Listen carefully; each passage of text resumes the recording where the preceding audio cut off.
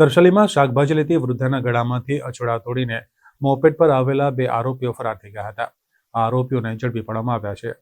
વડોદરાના તરસાલી માધવ પાર્કમાં રહેતા 60 વર્ષના રૂકમણીબેન મિશ્રીલાલ પટેલ ગઈકાલે સવારે 8:45 વાગે ઘરેથી નીકળી ઘનશ્યામ પાર્ક સોસાયટી નાકા પાસે આવેલ શંકર ભગવાનના મંદિરે દર્શન કરવા માટે ગયા હતા. ત્યાંથી શાકભાજી લેવા માટે ઊભા રહ્યા હતા. દરમિયાન બે અજાણ્યા યુવકો મોપેડ લઈને તેની પાસે આવ્યા હતા. મોપેડની પાછળ ક્રીમ કલરનું ટી શર્ટ પહેરીને બેસેલ વ્યક્તિએ તેઓના ગળામાંથી સોનાનો 1 તોલા વજનનો અછડો આંચકી લીધો હતો. વૃદ્ધાએ બૂમાબૂમ કરતા આજુબાજુના લોકો દોડી આવ્યા હતા, પરંતુ આરોપીઓ મોપેડ પર રવિ પાર્ક તરફ ભાગી છૂટ્યા હતા. ટોળામાંથી કોઈએ પોલીસને કોલ કરતા પોલીસની ગાડી આવી ગઈ હતી. મકરપુરા પોલીસે આ અંગે ગુનો દાખલ કરી સીસીટીવી ફૂટેજના આધારે આરોપીની શોધખોળ હાથ ધરી હતી.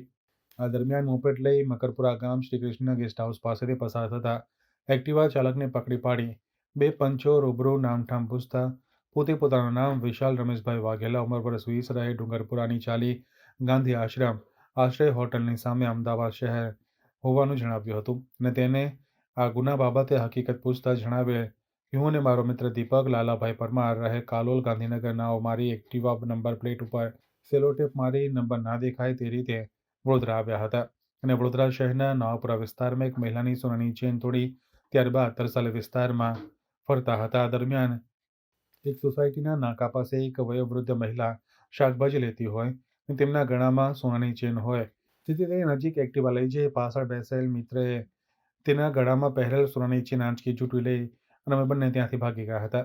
આમ સોનાની ચેન લઈ વડોદરાથી નીકળી ગયેલા હતા અને તે પોતે પોતાના કામ અર્થે વડોદરા રોકાયેલાનું જણાવ્યું હતું. આ મામલે પોલીસે તેને પકડી પાડી મકરપુરા પોલીસ મથકે આ મુજબના કામે અટક કરી આગળની કાર્યવાહી હાથ ધરી છે.